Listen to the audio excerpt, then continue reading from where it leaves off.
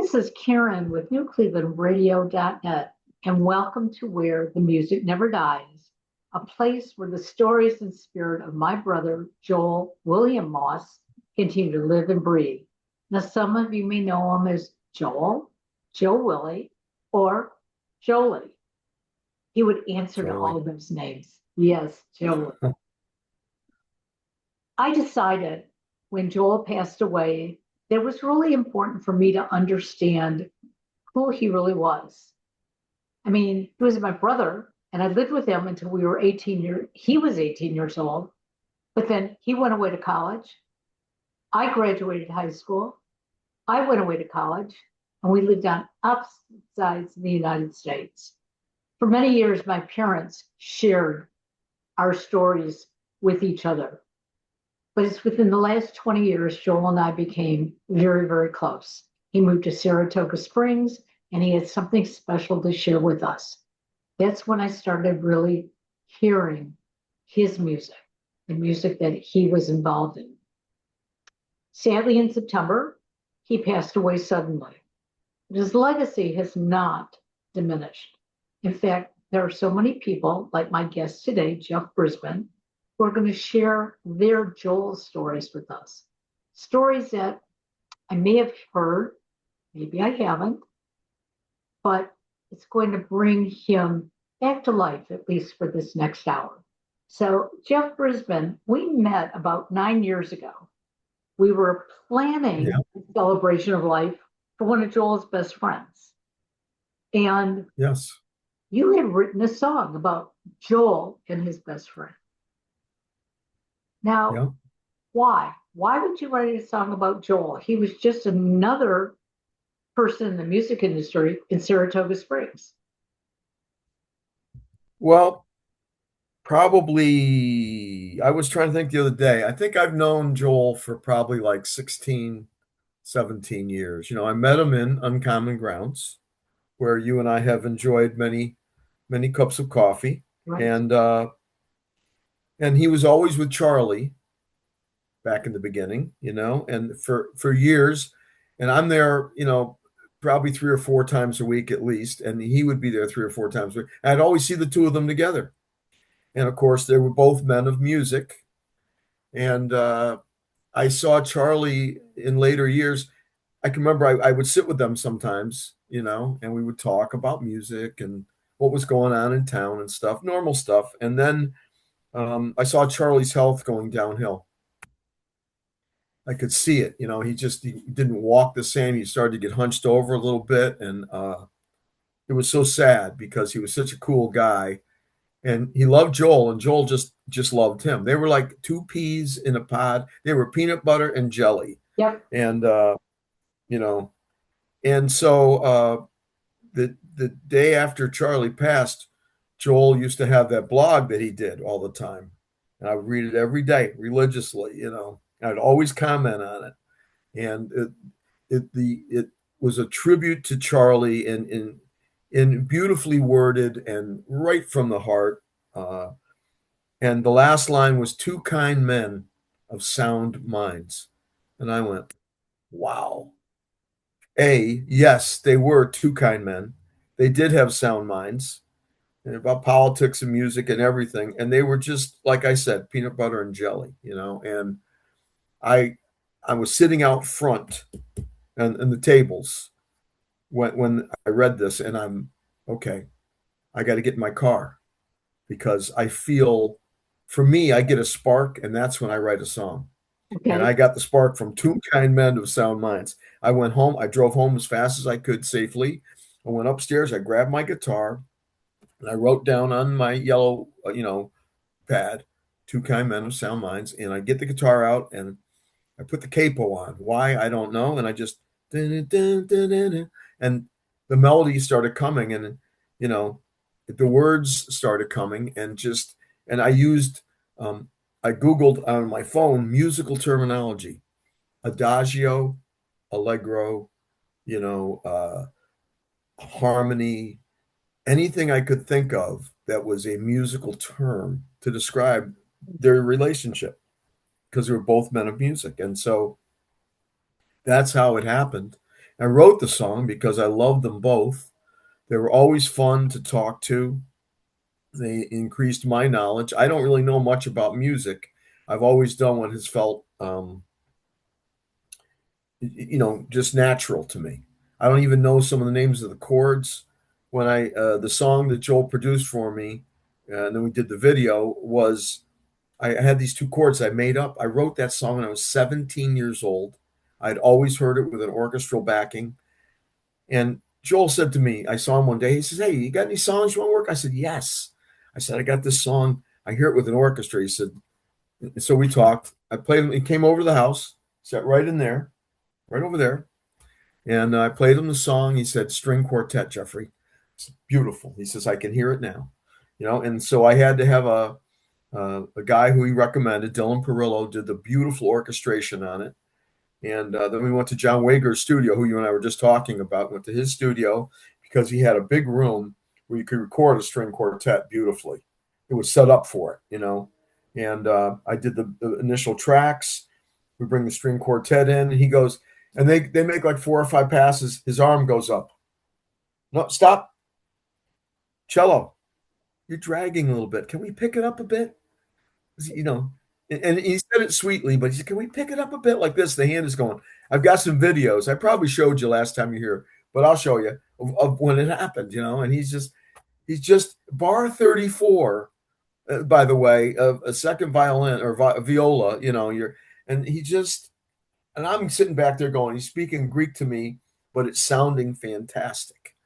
And it was a joy. And then a couple months later, we did a vocal session at Dave Maswick's studio, and that was fun. I said, "Joel, you've had Tony freaking Bennett in your headphones. Now you're stuck with freaking." I didn't say freaking. I said, "You know what, Jeff Brisbin," and he laughed. He let off this big laugh, and it was joyous. That was. I think it was like 3.5, 4 hours, and that was one of the most joyous things I've ever done in my life. And why wouldn't I write a song about Joel Moss? Love He it. was very special to me. I don't know if you can see it. There's the here's the thing for the day. Oh, Charlie Apple wow. Day music. There it is right there. And you know who gave me this? Joel Moss. Ah, Yep. and you Yep. know, That's from Joel. you mentioned, yes, he did have the likes of Tony Bennett and other high level stars in his ears. But Oh my God. Yeah. it, Joel was all about the music, not as much about Yeah. the person, but he wanted the person to be their best. And so Yeah. that's what he worked for. So, you know, I find it interesting that he never had any formal music education. Growing It's up, crazy. he taught himself how to play the clarinet. He played the trumpet. He played the banjo. I know he could do some keyboard. He played guitar. And out of 3 kids, my oldest brother Gary and myself, he was the only one who did these things. I always wanted to play the piano, but I never tried. And so every time I would tell my parents I wanted to take piano lessons, they'd say to me, "Well, you can go to the synagogue and play on their piano. And if you do it regularly, then we'll get you piano lessons." It was a 5-minute walk from my house, but it was too far. I wasn't going to walk and do it. It was Um, like 20 miles in your head. yeah, exactly. Yeah. But yet Joel was different. Um, and the fact that he could hear those sounds, that he could tell the cello player, "Hey, you got to tune it up." Or, Oh, I and don't bar know. 34. Yeah, love Yeah. it. So 16 years is a long time to know somebody. And you Yeah. knew him besides music. I mean, I know you used to see him sitting in Uncommon Grounds, and we all know that Joel, And we go out and have dinner too. We had dinner quite a few times together and with the gang.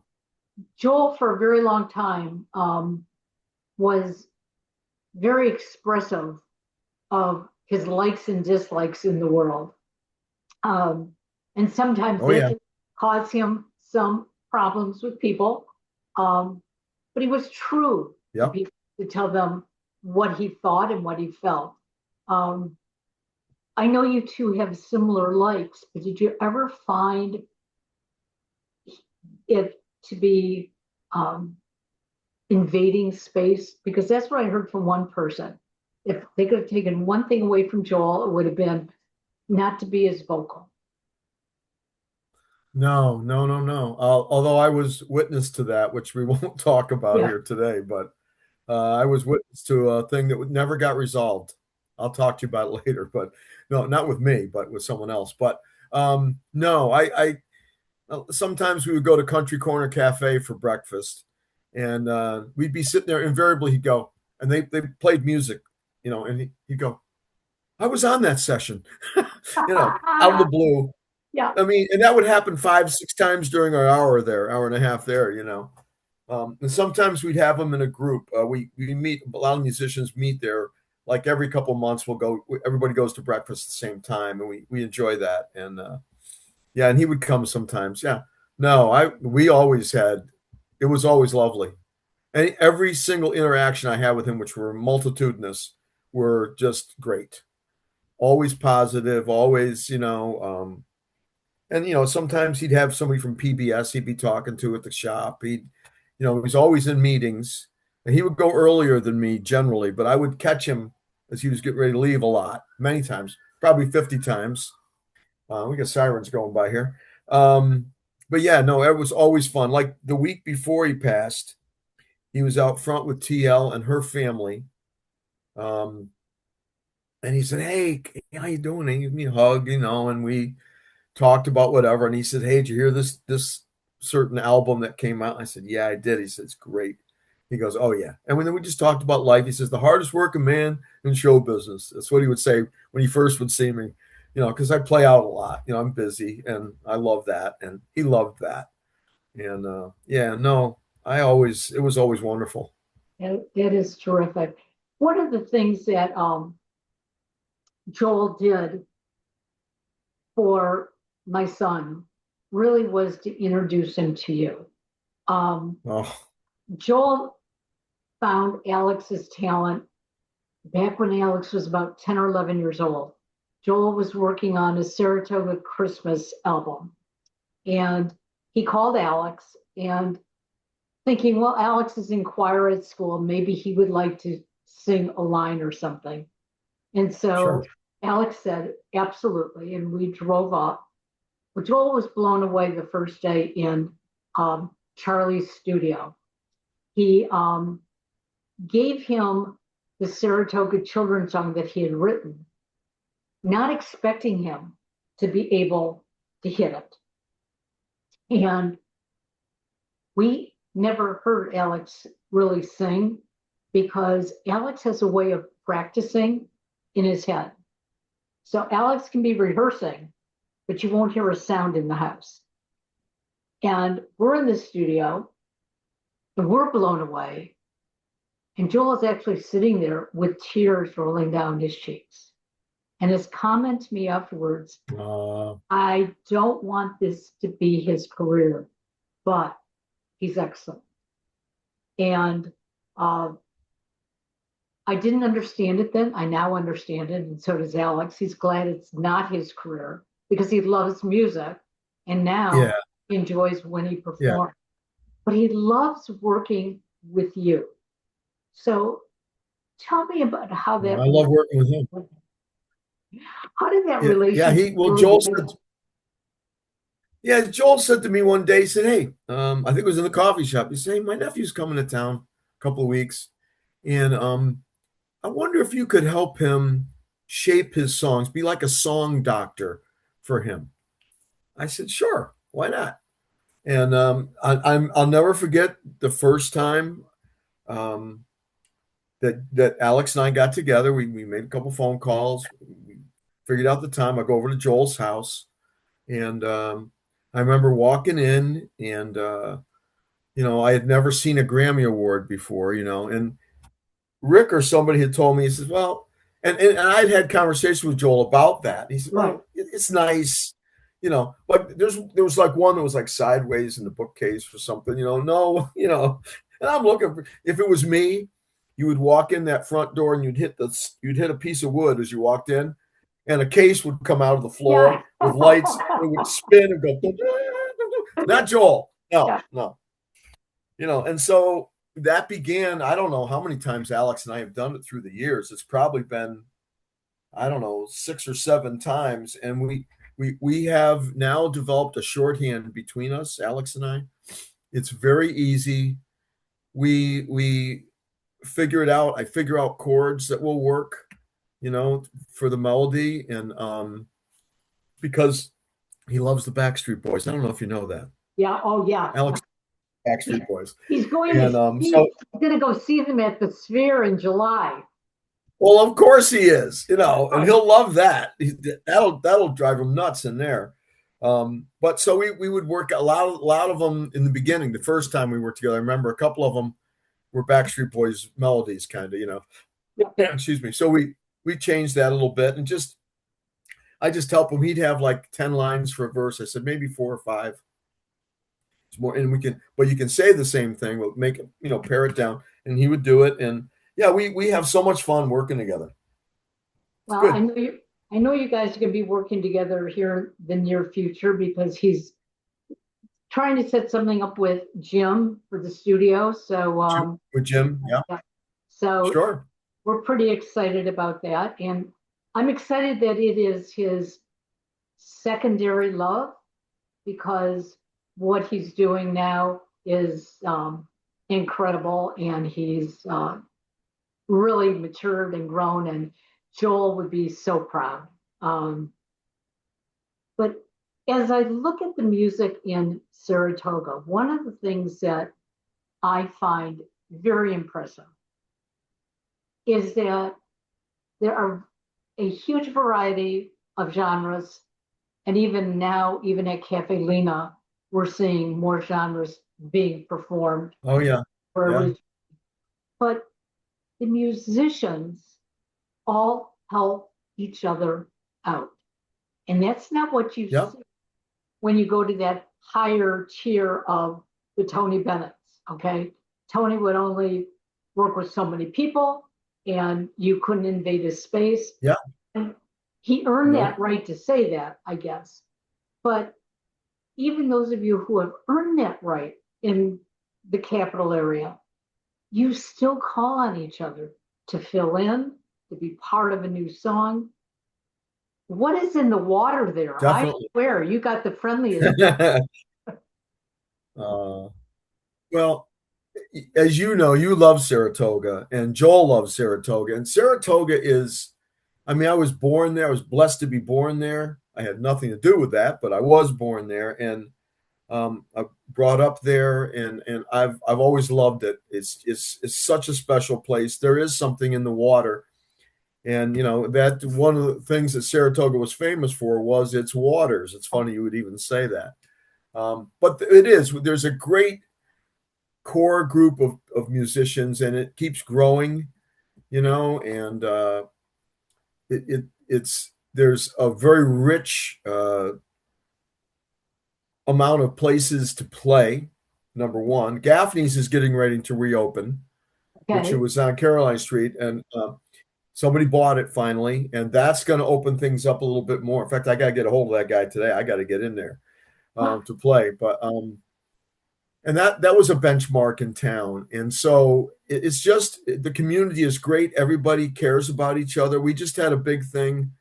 It's probably 3 weeks ago now for John Griffith, who does the Bar People page. And John is an amazing man. For 11 years, he has tirelessly, I mean, it takes him hours, and plus there's hours of research, but he posts every single day of the year where there's music within 25 miles of Saratoga. It's on barpeople.com. There's a Facebook page, Instagram. It's just amazing what he does, and he's done it for no remuneration. He gets Wow. nothing. He just does it out of the goodness of his heart. And so we did a benefit for him to try and help him. I did my last album release party. I had it at Putnam Place, and we sold it. They would allow me. It was the tail end of COVID. I could sell 125 tickets. I could have sold 250 tickets, but I sold 125. And after the promoter took some money, I gave John the rest of the money, because somebody's got to do something for the man. He's just fantastic. So there's that kind of community, and there was like 50 musicians that showed up to perform for John at his thing. And of course, Mr. Bolton, ringmaster of the year, he, I certainly saw your interview with Rick. It was beautiful. It was just so beautiful, and I love Rick. Rick is 47 days older than I am, and I never let him forget that he's my elder. I love it. I love it. And he is, he and Jeff Walton way back 30 years ago were the ones that really got the Saratoga music vibe going. And it's so true. They were the first ones that were playing out in the restaurants and the bars. They wasn't very little of that going on. And they set the template. And then 26 years ago, like Garland and I started doing music the very same day. Rick Bolton had an open mic at Police Cafe, and that January of 2000. So that's how long it's been going on. And that tightened the community up. That Garland started there. Stevie Candlin was playing there. I was brand new to it. Garland was so quiet and calm and demure, which if you know Garland, he's none of those things now. He came into his own, and oh my God, it was so funny. So he's kind of quiet. He would sing a cappella. He would do like Marvin Gaye a cappella. And then one day Rick threw him these bongo drums we had laying around.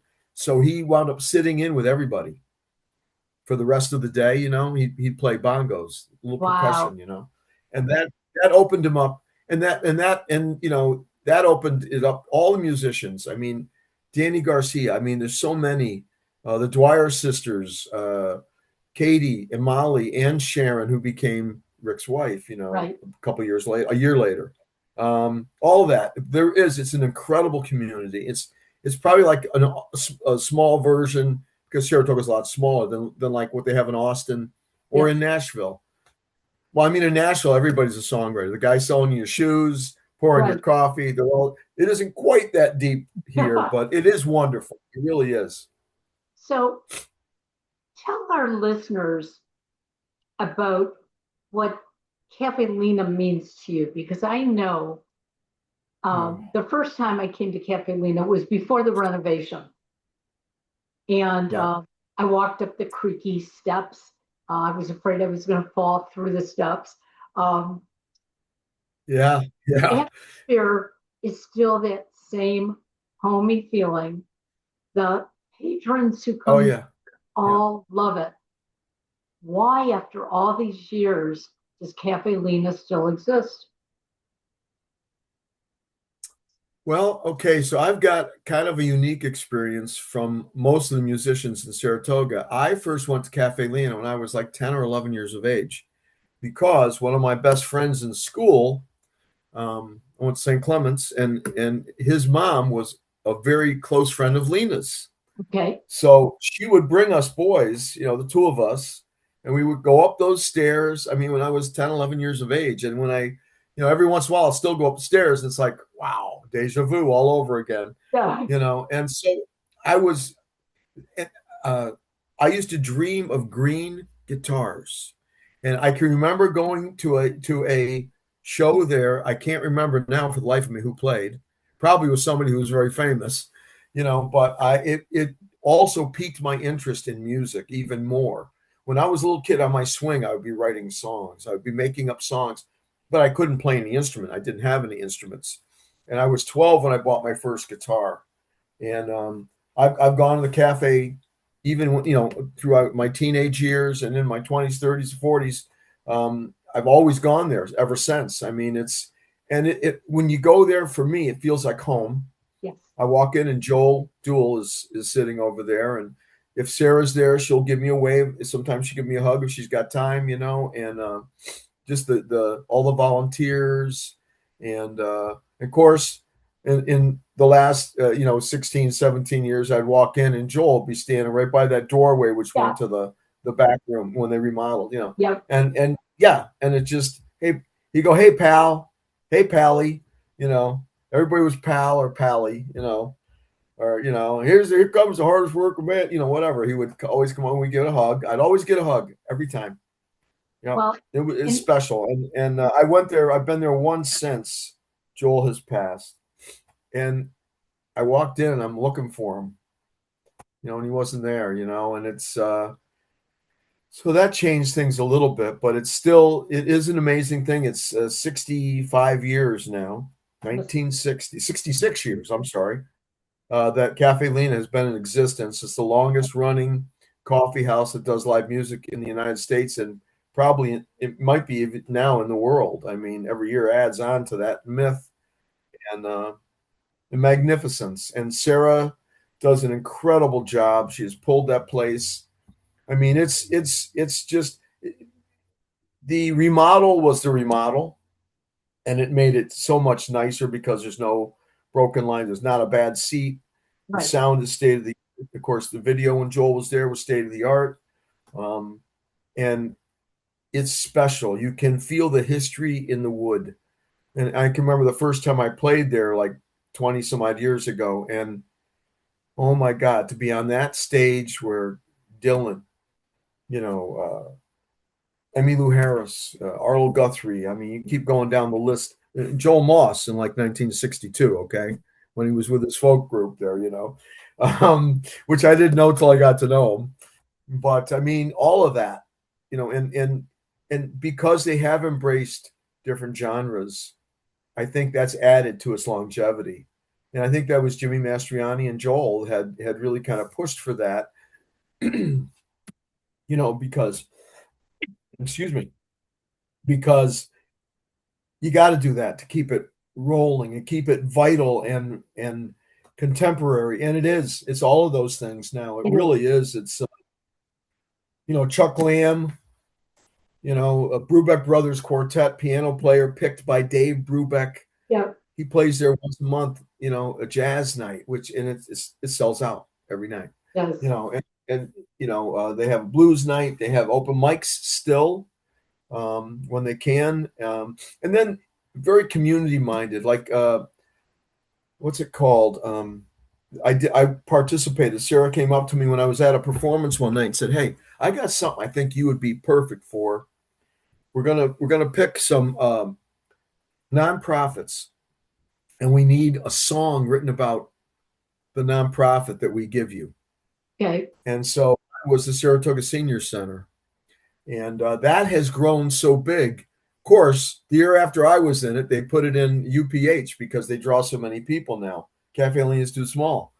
But yeah, I mean, it's very community minded. The school for the kids, Joel's piece of it. I mean, it's fantastic.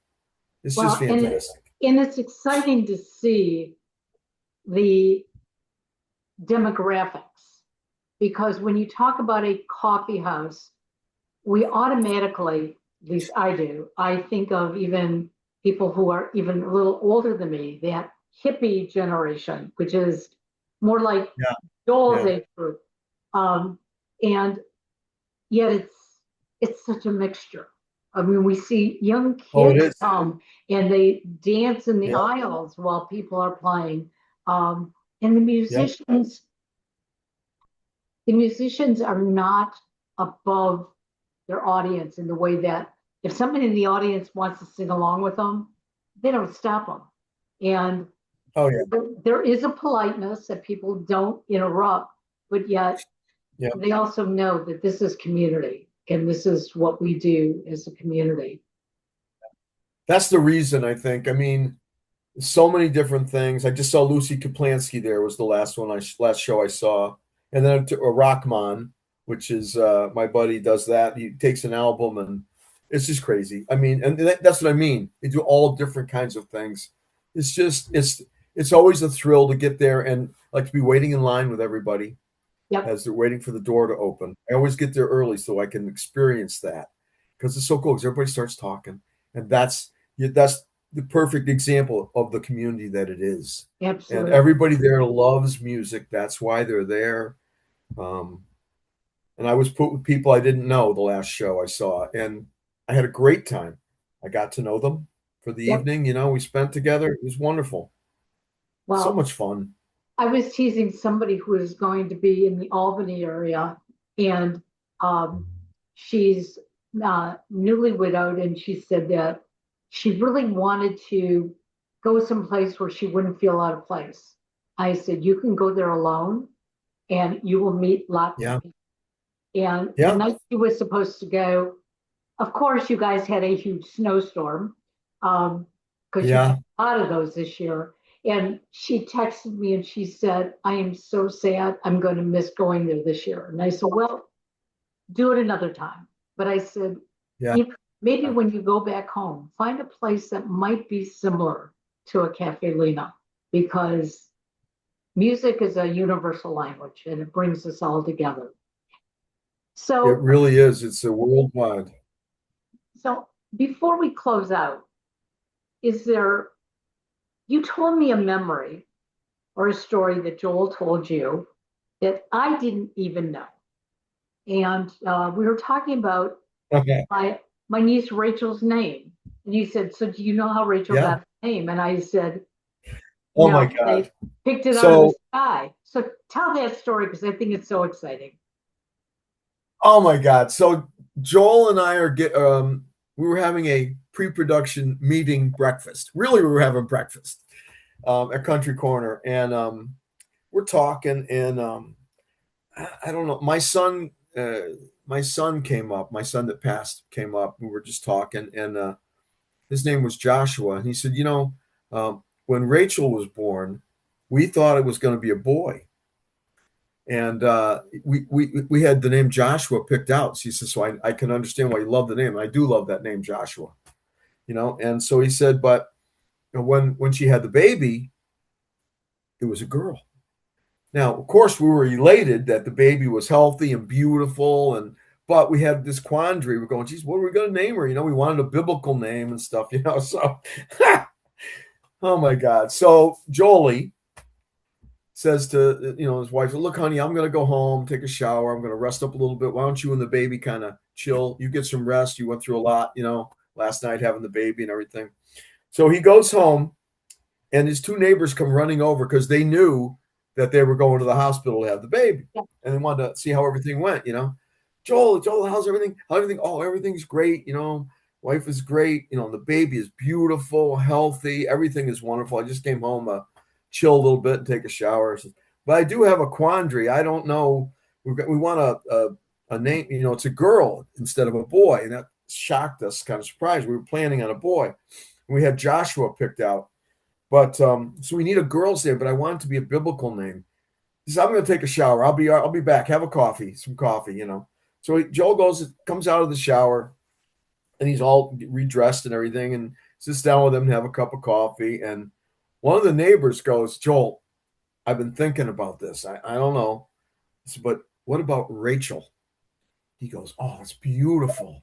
What a beautiful name. And she's a beautiful girl. This would be perfect, right? He says, I hope my wife thinks the same. And so then he turns to me, he says, you know who it was that named my daughter? I said, no. He said, Rock Hudson. I said, what? He says, yeah, I lived in the house next door. What? This is the kind of life he had. I mean, and it was Jim Neighbors was Rock's friend. Yes. They were together, and they were. I mean, what? Jim Neighbors, golly, Gomer Pyle, but who had a great singing voice, right? Crazy, So I mean, that's how she got named. And I remember sitting right there on the couch telling you that, and you said, what? And you were going over to see Rachel that night, and you were I got to ask her. But yeah, that's it, and that's a Well, coincidental and Joel story. it's funny because Joel was a storyteller, but sometimes I would catch him at just changing the narrative a little bit, and I'd go, it didn't really happen that way. And so when I got to Rachel's that night, the first thing I said to her was, "Do you know how you got your name?" And she goes, "Yeah, why?" And I said, "You got to tell me." And she tells me this story. And I said, "Oh my God." Yeah. He told it exactly the same. And she goes, "What are you talking about?" And I told her about our conversation. And I said, "So Yeah. whatever he tweaked in life, we all tweak our stories because we all need to make sure that that was a good thing that happened to us." But this I thought was beautiful, uh, knowing that Yeah. Chip Neighbors and Rock Hudson named my niece. She's even more special to me now than she was before. So, What are the chances? How yeah. many nieces did Rock Hudson ever name? You're How many daughters? It's Joel's daughter. Are you kidding me? exactly. Well, I want to Yeah. thank you for joining me today, sharing your stories. It opens up another pathway for me to see him, for those who want to follow along, um, to hear about him. And all I say is, hey, Joel, if you're up there listening, don't get mad at me for doing this. I love you, but there's that little piece of you that I I've love you too, missed, Joel. and I want to just hold on to it. So thank you, Jeff. I Yeah, appreciate I don't I think it's one I'm so happy to be able to do it and that you would even ask me and I love Joel Moss. I mean listen, his atoms are in that couch right there. And so are yours. Yep, yep. Staying here. And yeah, he'll always be part of my house. He gave me that piece of paper right there that it's on the wall. He rolled it up. We went to Mamma Mia's for Ah, dinner. Uh, and I said, "Hey, I want to get one of those, to put on my wall because my little picture's in the top there with Garland, and then Charlie and everybody is right there. And I'll never forget the first time I played that song for Joel. By the way, I did a show there at Cafe Lena, and I saw him beforehand. I told him I was going to do. I said, "I'm doing your song tonight. Are you ready?" He goes, "Really?" I go, "Yeah." And I played it for him, and he and TL were crying, which made my night because I absolutely. got to him. Well, those of you who are listening, in the show notes, I am putting the link to that song there. It is a Well, thank beautiful you. song. Please listen to Thank it, you. It is. share it. And, it's about Joel and Charlie, but it's about so many friendships. So pick Yeah. out what you Yeah. can in that music Yeah. to your friend. Thank And I you. just posted, it came up in my memories the other day on maybe, I don't know, 2, 3 days ago on Facebook, and I posted it again. And there was a line in there where I said, if we could aspire to have a friendship so deep and loving as theirs was, laughs over grounds, I love it. 2 notes in a score, 2 notes in a score. Now that is perfect musical terminology, but that's the essence of their friendship. 2 notes in a score. Absolutely. Have a blessed day. I will talk to you soon. Bye All bye. right, Karen, love you. Love you Bye. too. Bye bye.